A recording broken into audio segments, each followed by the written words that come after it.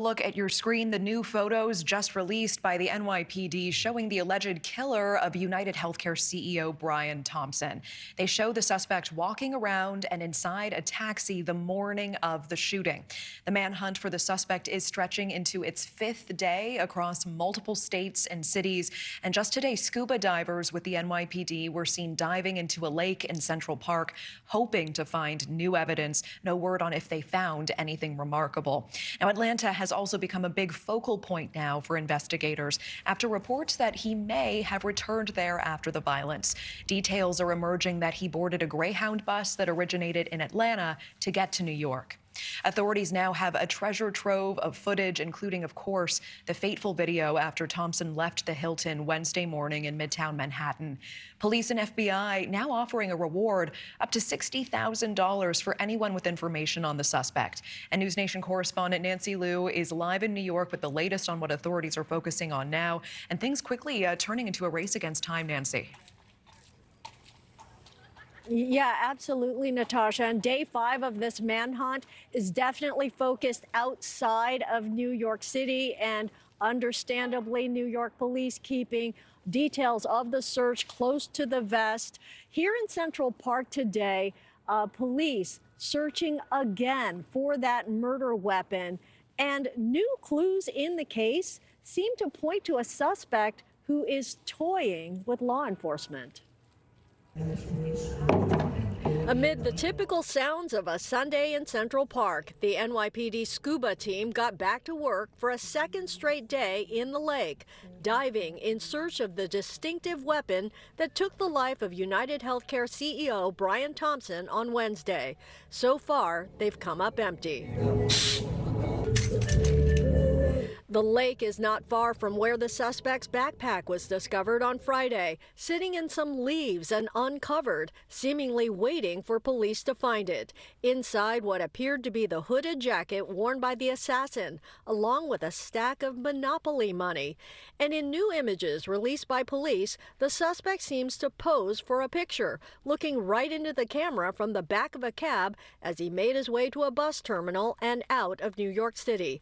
He's got distinctive eyes and eyebrows, and police are hoping for additional tips about his identity.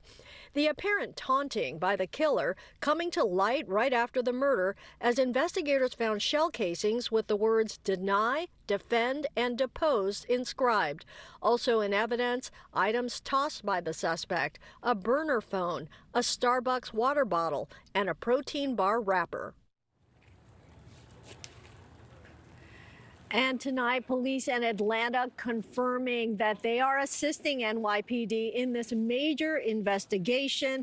The suspect arrived in New York on November 24th, as you mentioned, Natasha, on a Greyhound bus that originated out of Atlanta. Natasha. Nancy Liu with those latest details from New York. We appreciate it. Thank you. And joining us now for more insight on this nonstop search is Jennifer Coffendorfer, NewsNation law and justice contributor, former FBI special agent. Jennifer, always good to see you. Thanks for making the time. Thank you for having me, Natasha. I'm curious, what is standing out to you the most about this search so far and how this investigation is shaping up? Well, I think it's becoming very clear that the head start was sort of insurmountable, at least at this point. This killer had everything tracked out. He's not playing it on the cuff. He knew exactly where he was going and what he was going to do after the hit. And that's what's making it so difficult for law enforcement. How are authorities using high-tech options like facial recognition technology to try to catch this killer?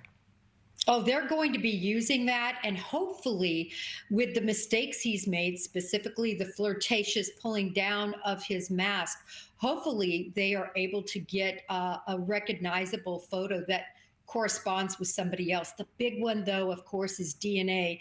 But I would say the urgent one is whoever recognizes him coming forward so that he can be apprehended. We are seeing the dive team really focus on this body of water in Central Park. Ostensibly, do you believe they're looking for the murder weapon? And if he was not wearing gloves, as it appears in that surveillance video at the time of the shooting, if it has been in a body of water now for the last 5 days, any hope of fingerprints or DNA still on it? The hope is not good once it's been in a body of water for this long. And the reason a lot of people are asking, why did it take law enforcement this long?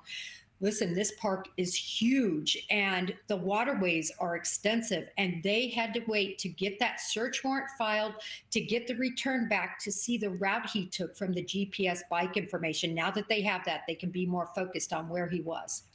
Thanks for watching. Go to joinnn.com to find News Nation on your screen. And don't forget to click the red subscribe button below to get more of News Nation's fact-driven, unbiased coverage.